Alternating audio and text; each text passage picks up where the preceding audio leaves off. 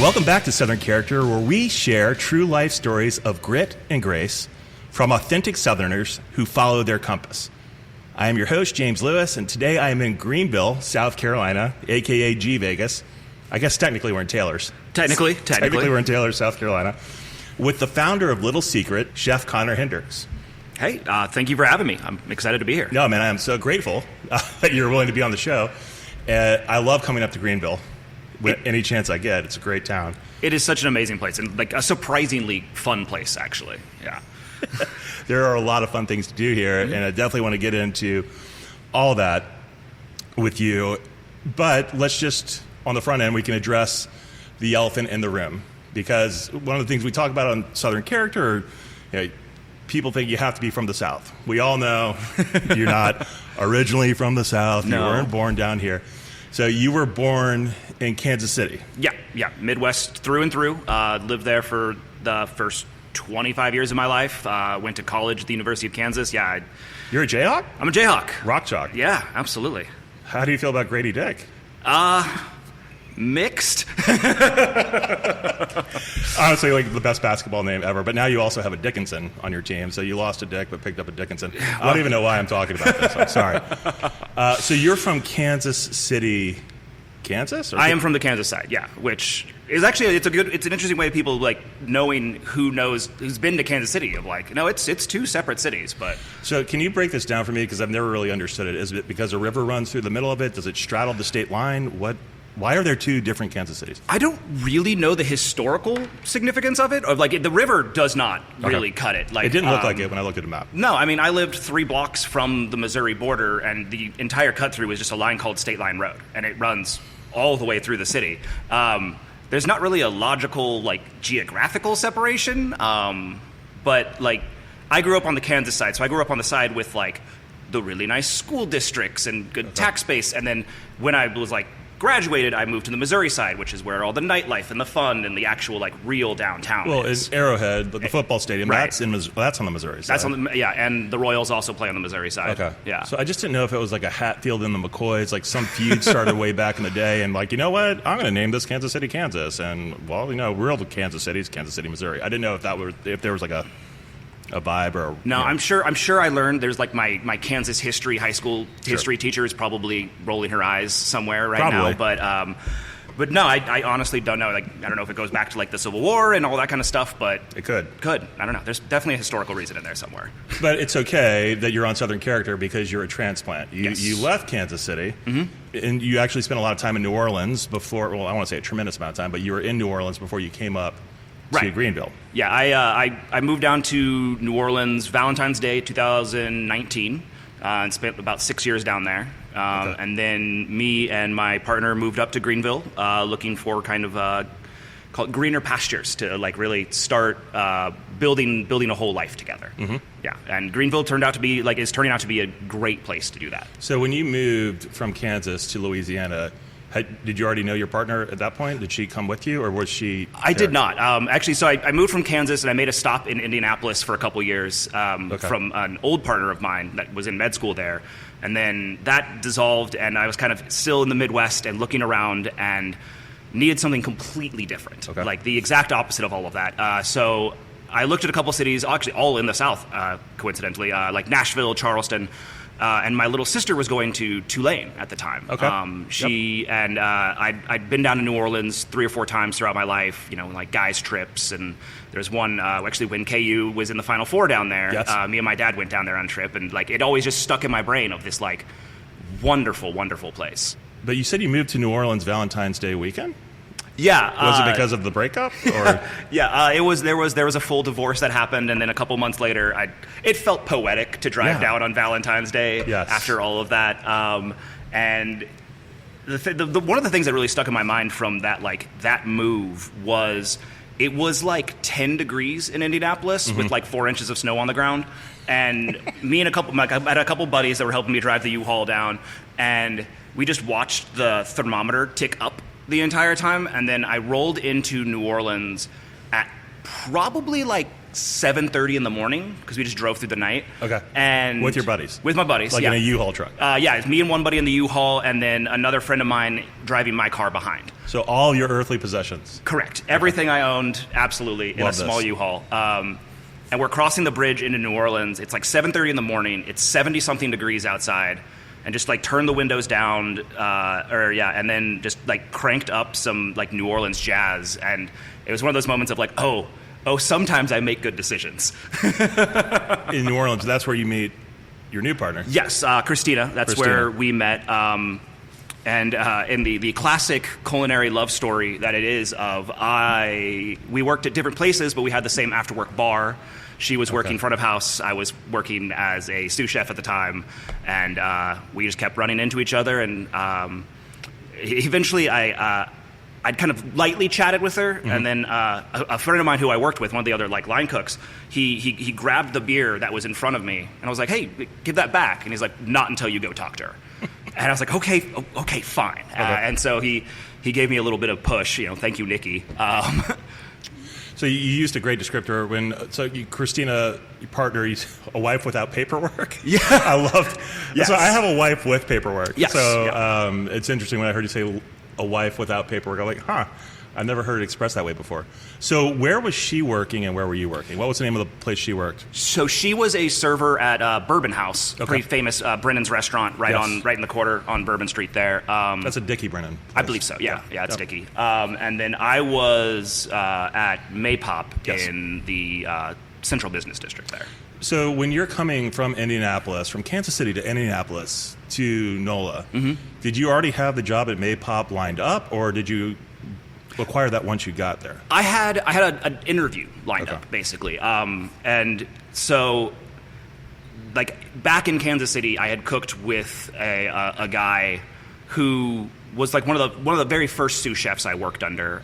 And besides like my sister going to Tulane, I didn't really know anybody in New Orleans. It was a like clean slate. Yep. Let's go. Foreign land, very much so. I just, I found him on social media and hit him up and was like, hey, where are some places I should apply? And he had been working at Maypop, and he told me to apply there. And I was like, oh, okay. I looked him up. I was like, this menu looks amazing. It's inventive. It's creative. It's fresh. Let's go. So I lined up an interview for when I got down there. And then, funnily enough, 2 weeks before I moved, he got fired. I didn't know that. And he hit me up and basically was like, do not go into your interview. They're terrible. They'll lead you astray. Like, there's so many better places in the city. He was a little jaded. Very jaded, yeah. And it came across in the language he was using, for sure. It was probably too spicy for the podcast. But it is a clean show. Yeah, trying to keep it clean. Feel free to curse all you want. Do not give me My that. mom won't care. My mom might. Okay. No, and so I was like, I'm going to form my own opinions. And I went in and I had an amazing time there. Everybody was like very encouraging and very welcoming. And to say how much I loved working there, that is actually the only restaurant I worked at when I was in New Orleans. I worked there for like 5.5 years. Right. It was amazing. So was your genre all Southeast Asian cooking before you came to, or did that love affair start when you started working at Maypop? I think it started with Maypop.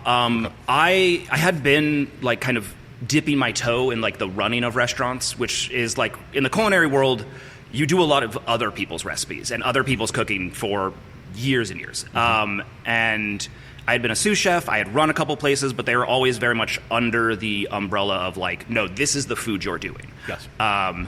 And it was at Maypop that like that creativity was really encouraged, and they had a big like 1 foot in Southeast Asia, if you will. Okay. And then through that, like, and getting exposed to those flavors, I really started to like seek out and explore that more. And I know you said that you lived in New Orleans for a long time. Yes. So the adventures over onto the West Bank became very common for me, which for anybody that doesn't know it's Southeast Asian to the degree the billboards are bilingual. Like, yes. Yeah, it's amazing, like Tonton and amazing restaurants over there that really like sparked the love of the cuisine in me. Yeah, and a lot of people don't get that about New Orleans. I mean, if you look at Southeast Asia and Thailand and Vietnam, all these places on the South China Sea, New Orleans is basically underwater. I mean, it's 9 feet below sea level, but there's a huge Vietnamese influence, especially in the West Bank, right? Like as you said. So you're working at Maypop. Yes. You formed your own opinion. You said, hey, these guys aren't as bad as my buddy made them out to be. And you're kicking it there. You meet Christina. You guys are starting to think. What part of New Orleans are you guys living in? So I was living kind of uptown. There's a way that I heard some of the cooks and friends that I made refer to it as like when you go uptown in New Orleans, there's the money side and the murder side. Money side being like, the Lower Garden District, and it's beautiful, it's wonderful, it's nice. And then like just past that, I was living just past that. Okay. It was not the best neighborhood ever. And she was a self-affirmed quarter rat, as in she lived like right in the quarter itself. But yeah, we hit it off, and less than a year later, we ended up moving together up to Mid-City, right next to City Park. We're not here to talk about Maypop, right? We're here to talk about Little Secret.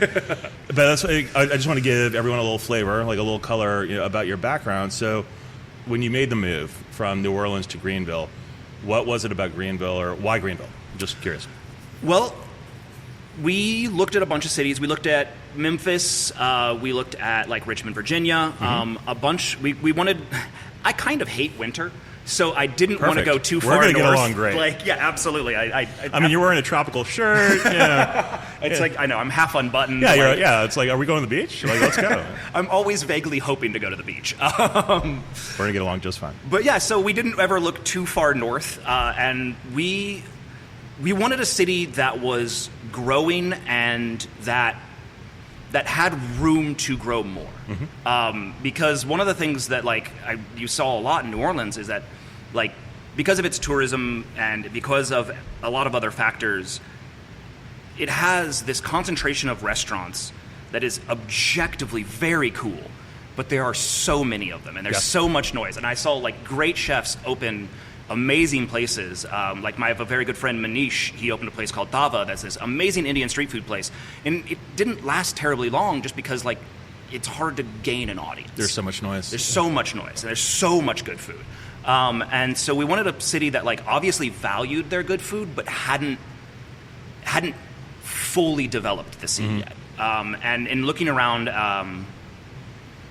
also price of houses and livability was a huge factor. And cost of living. Yeah, cost of living. Thank you. That's the correct phrase for that. I did something right today. And cost of living was great, especially when we compared it to Mount Pleasant or Charleston, and we're like, okay, Greenville's a little bit. Also, and I'm glad you brought up, because I love Charleston, and believe me, I mean, New Orleans, Savannah, Charleston, the 3 sister cities, those are places where I feel very much at home when I'm not in New Orleans.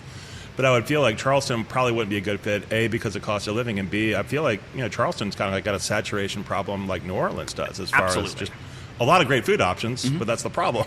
There are a lot of great food options. I know, that's the catch-22 of it is being somebody whose life is largely centered around food is I want to be right next to all the great food, but then it's harder for me to do my career that way, so it's a bit of a catch-22. Well, no, that's great. So Greenville really fit the mold as far as it still had room to grow for you guys. Yeah. Cost of living, check that box. Yeah, it was also, it's closer to our families. My parents have a little retirement place kind of near Hilton Head. Nice. Then Christina's family's she's from Atlanta. They're from the Decatur area. Really? Yeah. She grew up kind of right near Little 5 Points her whole life. Yes.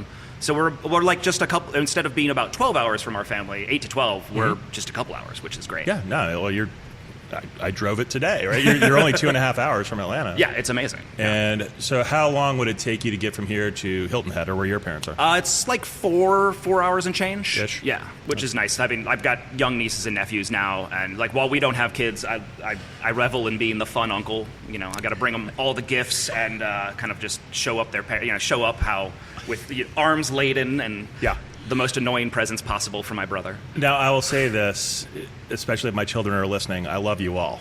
But being I guess a father, a blended father of 6 kids, so my wife has 2, I have 4 together. We're a second marriage. Oh, okay, yeah. So blended, we're 6. I love them all. But it's great to be a fun uncle. So I'm like, man, it'd be nice. It's a lot of kids and a lot of responsibility. To be a fun uncle. Yeah. But no, so let's talk about Little Secret. Why don't we just start with, why don't you tell us what Little Secret really means to you, what it's all about for you?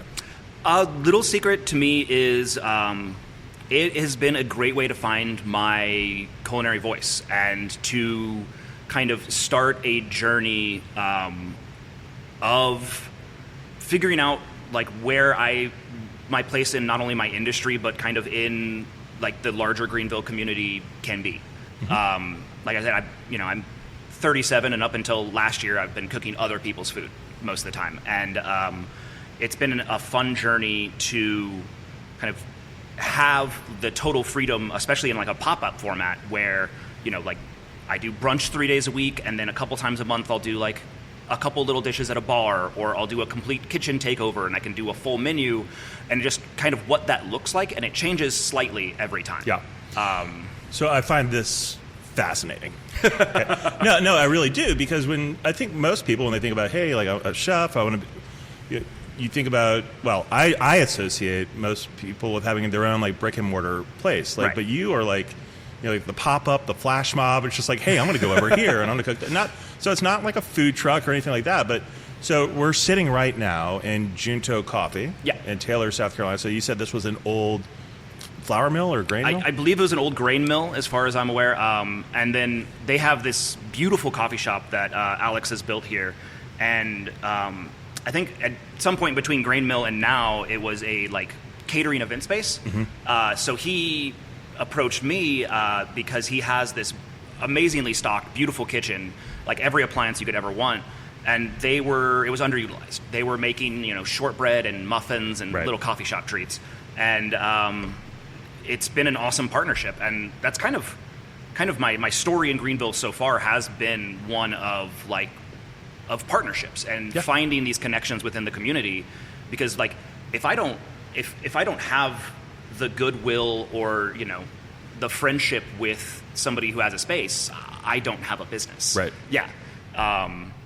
So it's been a really cool journey, kind of getting to know very quickly kind of everyone in the Greenville culinary scene, in the in the journalism part of Greenville, mm-hmm. and it definitely makes you learn a city very quickly. Sure. There was never a period of like feeling isolated here, because that wasn't an option. And so it's kind of like almost like this vagabond, like follow me around, like I might pop up here, I might pop up here. But and I had just never heard the term residency kitchen before, and I'm like, of course that makes sense. Yeah. If how a doctor becomes a doctor, they do a residency somewhere, right? And then they eventually find their own space. But like just when I heard residency kitchen, I'm like, oh, that's amazing. So here at Junto with Alex, you have a residency brunch kitchen. Correct. Yeah, and the term I like to think I made it up, but I think it was. My friend Stephanie Burnett, great food writer, she heard about what I was doing. She goes, "Oh, so a residency," and it just clicked. I like it immediately. But yeah, so I do brunch Friday, Saturday, and Sunday, and kind of have free reign to do whatever I want with that, which is wonderful. Well, it's not just a brunch. According to your menu, it's a bangin' brunch. Yeah, so I've also used the term big badass bangin' brunch. We just lost the Korean rating. Oh, crap. No, all right, now it's explicit. Yep, put the label on iTunes. Now let's let it rip. But no, so the bangin' brunch, and I was going to ask you, because I don't have to leave town tomorrow. If you're fine with it, if you're cool with it, I would love to come by. So I worked in a kitchen at some point. Nice. Along my journey. Actually, I worked in several kitchens, especially in college.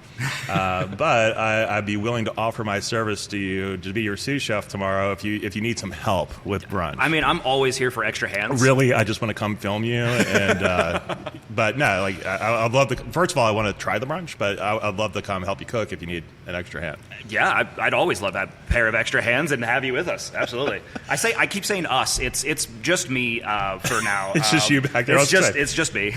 So you have the bangin' brunch at Junto, but then you also have, like you said, you'll do these pop-up appearances with other partners. So like I was looking on your website, places like Bar Margaret, mm-hmm. 6 and 20 Distillery. Did 8th State Brewing close, or is that still open? They did. Okay. That was kind of like the first version that of was your residence. first kind of pop-up thing. Exactly, yeah. Right. I got connected with their managing partner, Cameron, in like July. And they had a kitchen concept there that was leaving, and he had open space.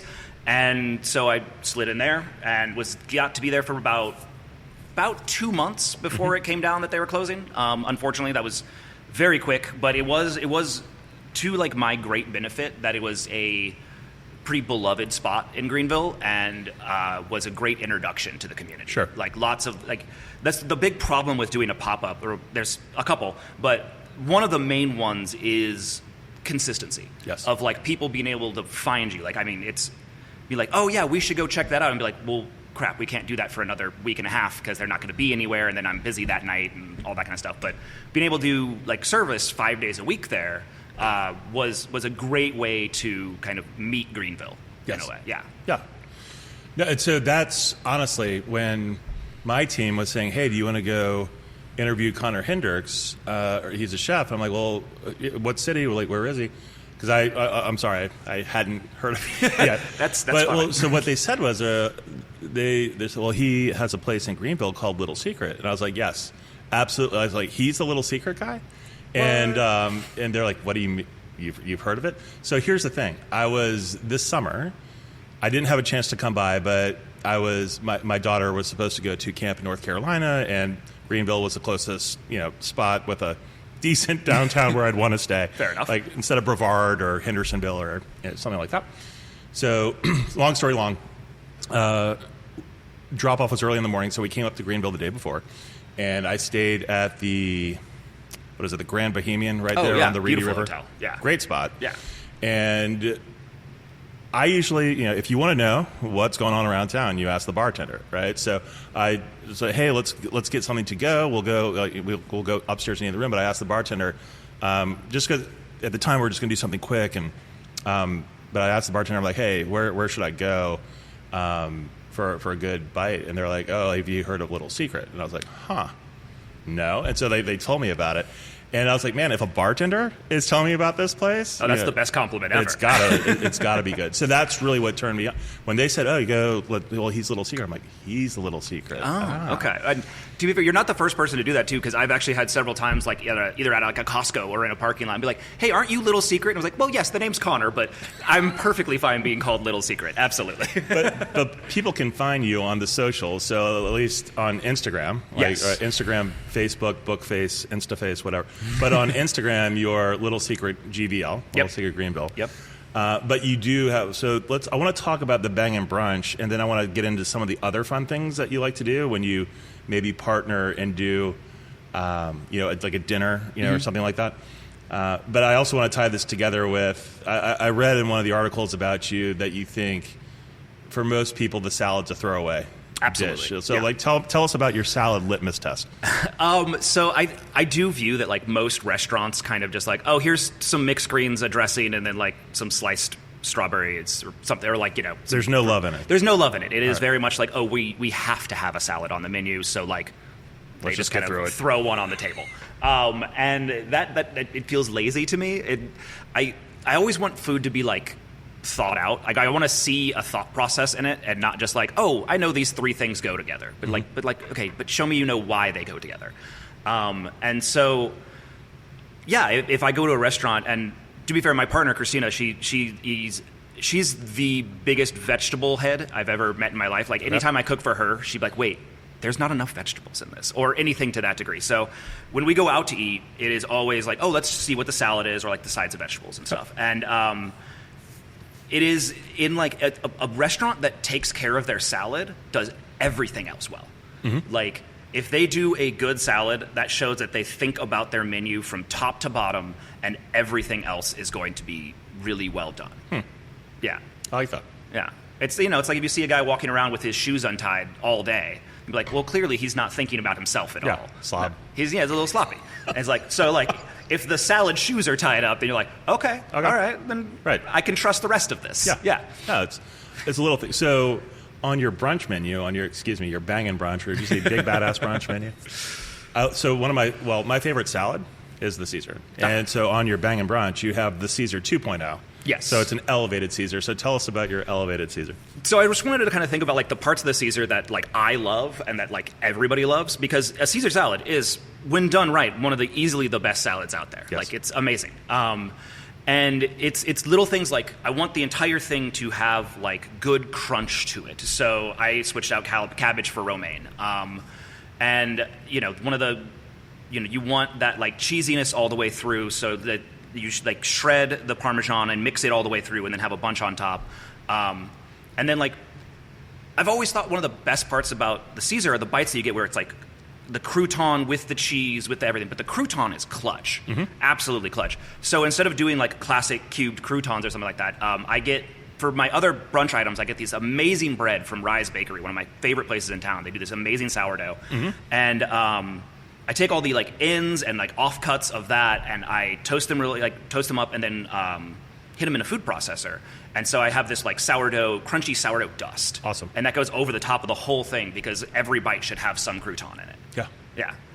Yeah, little things like that. No, that's really cool. And the menu looks amazing. I mean, I won't read through the whole thing because people can go online and see it, but it is very much brunch themed. You have the little extras on there, like the crispy Cajun home fries with miso ranch, the Szechuan pepper-cured pork belly. But what is your favorite dish to prepare on this menu? I'm just curious. Or do you have a favorite?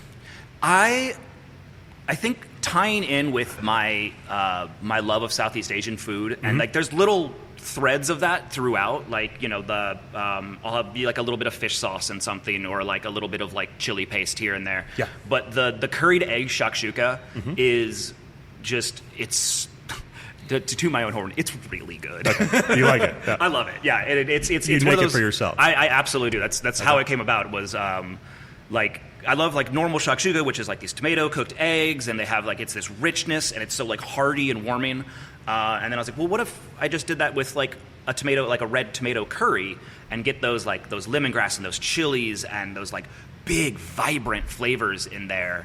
And it just locked in. It's great. And I always like to take my Southeast Asian and mix it with a little bit of Southern. So sure.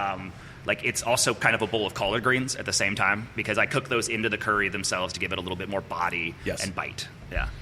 So one of the things that I was reading in one of the articles about you is that you're also really focused on price point. Yes. Right? So you don't, and that really rang true to me the other day. And look, call it what it is. Food's just really expensive. All right? Super expensive. We don't have to get in inflation and Bidenomics and Trump and all that stuff. We can keep this apolitical, right, for Absolutely. now. But even like the other day, I mean, I went out to dinner, in Atlanta, and yes, it was like a nicer place. So one of the, you're familiar with Atlanta, so like you've heard of like Hal's and Chops and Noack's and all these places. Actually, no, Hal's son is Blaze, and he opened Noack's. Anyway, so I was at one of these. I won't name which one because I don't want to like offend anyone.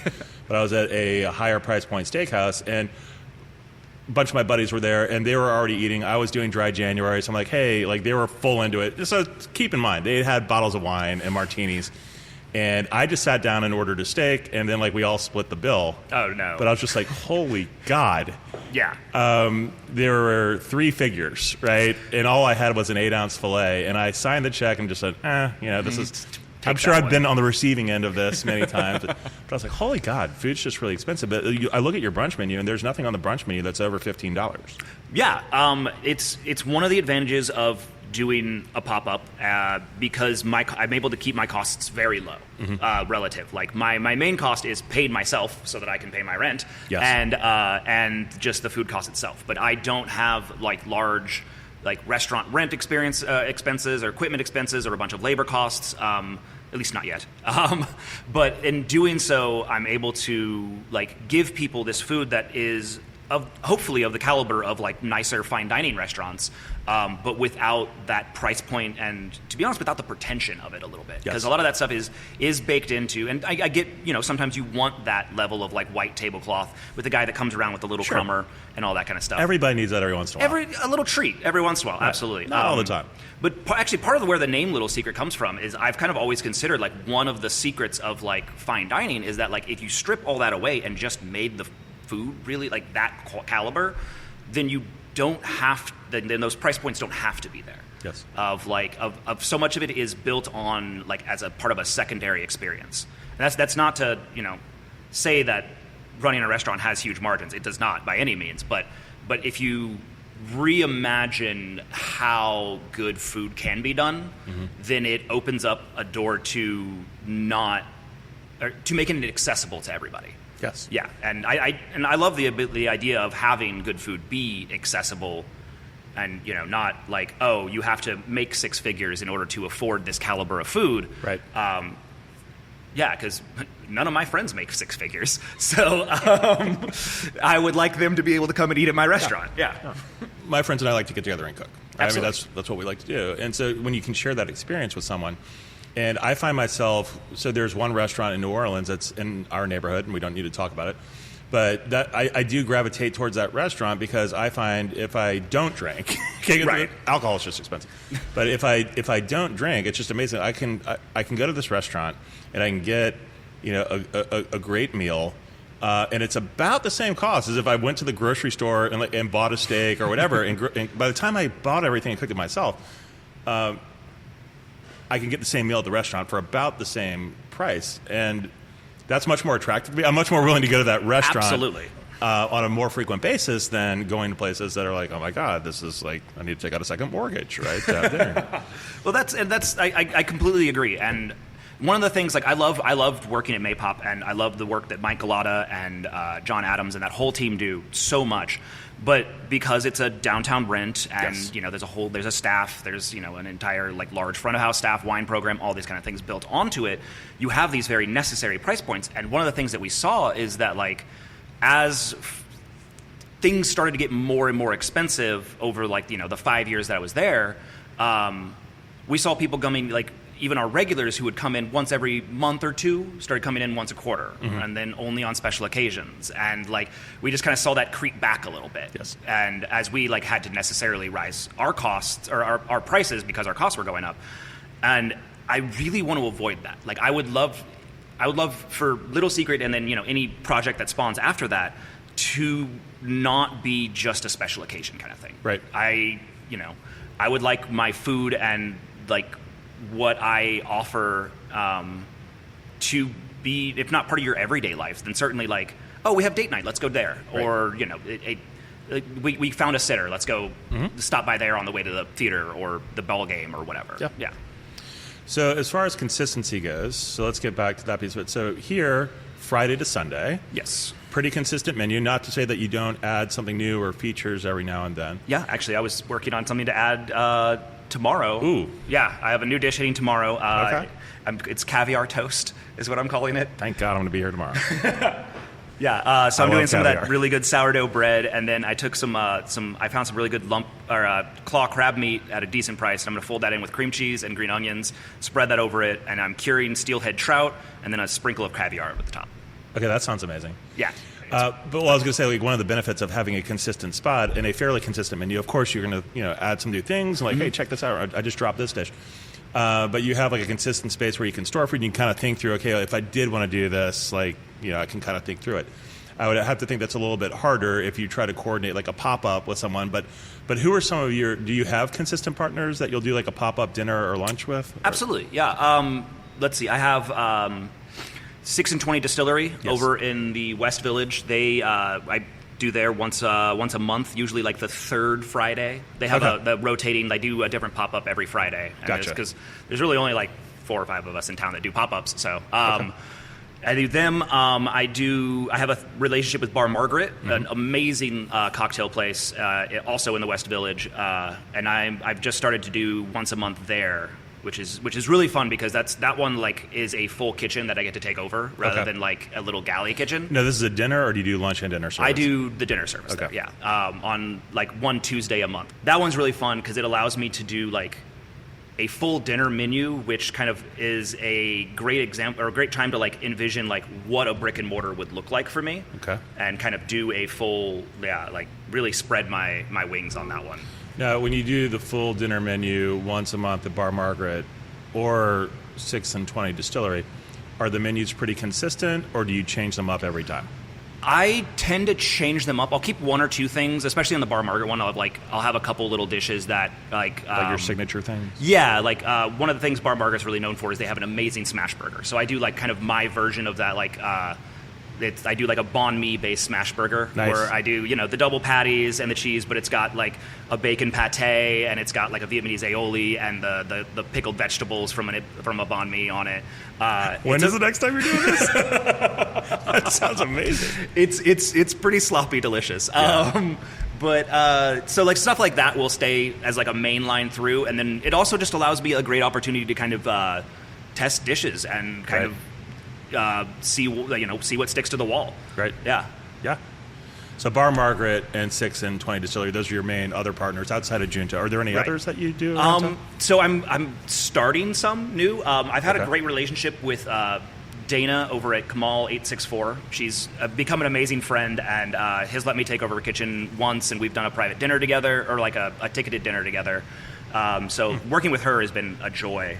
And then I'm actually starting, there's a North Carolina vineyard, Mark Tree Vineyard, that I'm going to start doing events with in the coming future. When we talk about future, Conner, yes. Do you eventually want to have your own place, or do you kind of like the freedom of not having, like being chained to a place? Like, I'm just curious. I mean, both, but I do love the freedom of not being like completely beholden to one place, but I really want my own brick-and-mortar restaurant. Like, yeah, that is the end goal of this. And then, I'd love to, keep doing little things around town and private events and stuff like that. But I very much like, I'm kind of constantly looking for where's the perfect space for this, and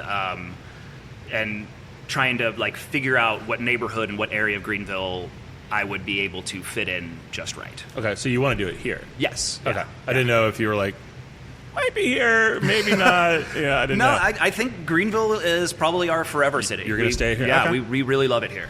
Well, I mean, to your point, right, if her parents are in Atlanta, and you have family in, Hilton Head-ish area, I mean, yeah, it's kind of a good in-between spot, and it's a great town. It's a great town, yeah, absolutely. And we, we're real close to the mountains. We're not far from the beach. Like, it's kind of ideally situated for us. So, let's talk a little less business, a little more fun, a little more about Conner. Okay. Let's get to know Conner. All right. A little more. What is it's like, look, you can tell by looking at me, I love to eat. What is your favorite comfort food? Like, if you are going to cook something for yourself, like, what are you making for yourself as a good home-cooked meal? I think I go back to like some real Americana stuff. Okay. Like, I'm looking for fried chicken, mashed potatoes, hamburgers. Like, I go like as Americana as you can say. Okay. Absolutely. Okay. If I'm like kind of like tired or feeling down in the dumps, like nothing like really hits just the same as like like a classic like fried chicken with mashed potatoes and some kind of vegetable on the side, gravy over all of it. I was going to say gravy or no gravy. Oh, gravy over all of it. Absolutely. White or brown? Brown. Okay. Yeah. We're pretty aligned on that front. No, fried chicken for me is probably my Achilles heel. I was joking around, Zach Brown, if you're listening, I wanted to do a show with Zach Brown called Chicken Fried, where we just go all around the Southeast and just eat at the best, or people like the best word-of-mouth fried chicken places. I would 100% tune into that. Okay, so Zach, if you're listening out there, I'll have my people call your people. Yeah. We'll loop Conner in, and you can travel around with me and Zach Brown on the Highway 20 ride. Sounds perfect. Hit us up, Zach. You know where to find me. You can follow me, Retire Southern, on Instagram. No, but seriously, let's get back to so comfort foods.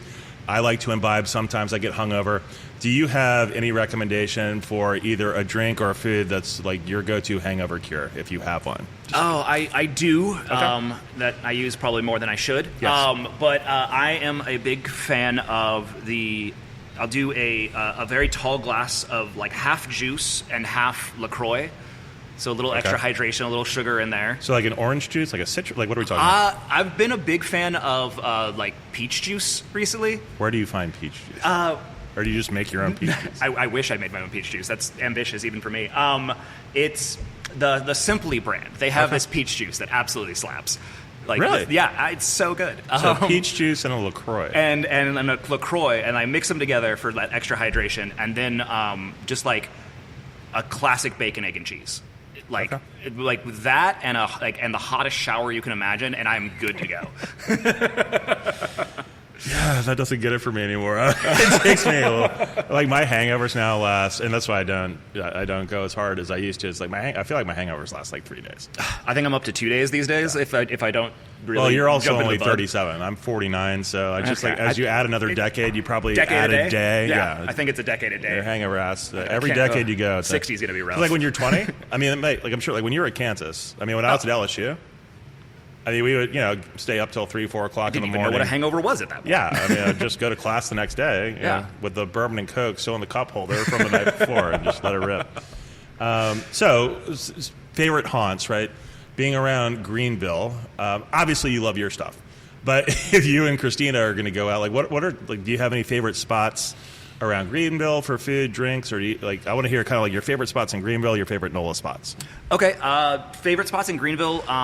Kind of depends on like what vibe we're going for, depending on the day. Like if we're going fancy, if it's date night, Gianna, which is amazing Italian food, is one of our go-tos. Now, is that downtown? Or? Yeah, that's downtown, like right near the Falls Park. Okay. They do amazing work, very like consistently very good. And we never do the we order an entree each. It's all like we order the 6 appetizers and just split everything, and they're perfect for that. Totally. Them or Scoundrel, Chef Joe Cash over there is just an absolute badass. Okay. He's all Michelin trained and came back and opened up an amazing French brasserie, and it's amazing. Nice. But then for not quite going that hard, I mentioned Dana and Kamal earlier. That's my that is birria and just great Mexican food. She calls it border town food, which is exactly what it is. It's perfect. And then where else do we go? Those are kind of my favorite spots in Greenville for sure. So what about New Orleans? If you're going to New Orleans, where are you going? Oh, God. Paladar 511 is one of my absolute favorite spots down there. And I love one of the things they do is if you don't have a reservation or if you're a little early, they're like, oh, yeah, you can just go hang out in our waiting room, which is half a block down call the Friendly Bar. And it is just this actually very friendly dive bar, and you walk in, and if you're dressed at all nice, they're like, oh, are you waiting on a table at Paladar? All right, cool, yeah, we'll get you in and out quick. It's cool, perfect, it's amazing. There was a place called Marjorie's. It closed recently, and it was Marcus Jacobs' place. I love that place. He opened up a new joint called Porgies. We went there right before we moved, and it was everything I loved. Oh, you've been? Yeah, okay. They opened probably a couple months before we moved, and we went there right before we moved, and it was everything I missed about Marjorie's, done so well. So it's called Porgies. Where is it? It is where Basin Seafood used to be. So it's at what is that? Carrollton and Canal-ish area. Okay. Yes. Up there, and it was. It's beautiful seafood. They have a little seafood market in it as well, and then they serve ceviches and oysters and po' boys. Okay, so mid-city. Hard mid-city. Yeah, hard right mid-city in the Porgies. Okay. Yeah. I'll have to check that out. Looking back, I mean, 37, right? But it's not like you're that old. But just on your experience so far on this journey, just looking back at it with the benefit of hindsight, is there anything that you would have done differently, or if there's an aspiring chef out there, is there any knowledge you'd be hey man, save yourself a lot of time and heartache and skip this part of it? That's a really good question. I benefited a lot from finding mentors my entire career. And I never went to culinary school. Okay. I went to the University of Kansas, got my degree in literature, and was going to be an English teacher before I started cooking. My entire career has been made by finding the right people, and that can be such a minefield, and I got very lucky. I would say, advice-wise, if the louder they scream and yell, and the more authoritarian, we as a culinary culture are doing our best to move past that, and I find the people that are holding on to that are some of the least skilled, and are the ones that they are barking loud because they don't have bite. And I would my advice is to find a place that is nurturing of talent and of desire, and to find a place that that will uplift you rather than just use your labor. If that makes sense. No, it totally does. Okay. Believe me. Well, no, because I think about, and I'm not trying to plug my own show. I guess there are 3 other people in food service that have been guests on the show. So I interviewed Ralph Brennan. He's amazing. If you're from New Orleans, you know. If you've been in New Orleans, you know who Ralph Brennan is. But then I talked to David Rule, who has some places over in Sevierville, Tennessee. Mm-hmm. And then Ford Fry, who, he has restaurants all over the Southeast. But It's interesting because David never went to culinary school. Ford did. And you clearly did not go to culinary school. And so I would just think some people think, look, I love to cook. And at one point I was like, man, I'm going to go to Johnson & Wales and I'm going to be a chef. And of course that didn't happen. But I would assume that it's kind of like table stakes. Like you have to get a culinary school, but you don't. Right? No, you really don't. And I've been in kitchens where it's a running joke when we have somebody who's kind of fresh out of culinary school. It's like they think they're going to walk in and be like, "Oh, I'm perfectly qualified to be a sous chef." It's like, you're barely qualified to wash dishes, dog. You can. I've had friends. This is the real world now. Yeah, it's like welcome. There's no grades. Or your grading is every single dish that goes out by every single customer. Right. That's the test. But no, I've had friends and I've known chefs who have gone through culinary school and they do amazing work. And I'm not to talk down on culinary school, but I think if you view that as the end all be all of your culinary training, then you are going to have a very rude awakening very quickly. So that's, I guess, the way I would say culinary school is not a prerequisite. No, not at all. Right, to being a successful chef and love what you do. Exactly. Clearly, you seem to thrive and love what you do. I really do. I am blessed that I found a career that I really love waking up and jumping at every day. Yeah. Yeah. So now we get to move on to the gift portion of the show. Yeah. So I bring the mystery box with me wherever I go. So this is the mystery box. And you have a good-looking coif there, so I don't know if you want to put a hat on it. But any guest, a Southern character, gets to pick from, I have 3 different trucker hats. These are all available for sale at retiresouthern.com. But we have the campfire, which is a green and black, so you have the Retire Southern hand-woven patch on the front, and then Southern character embroidered on the back. Those are really cool. Yeah. So blue and white, I call this guy the Coastal. Nice. And this is navy and khaki. This one is called the Classic. So which character are you?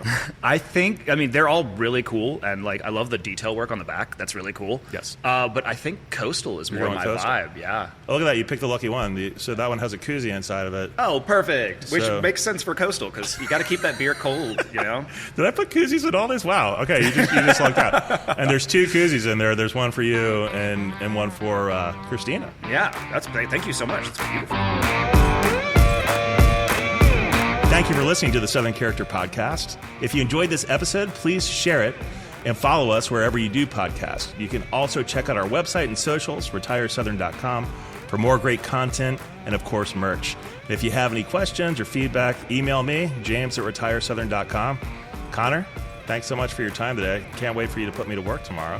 Thank you so much for having me. Brunch is going to be a lot of fun tomorrow. Is it okay if I eat while we cook? 100%. Okay, I won't do that because I know that's not allowed. But thanks so much for letting me interview you today. Appreciate it. Thank you for having me. Absolutely. It was a blast.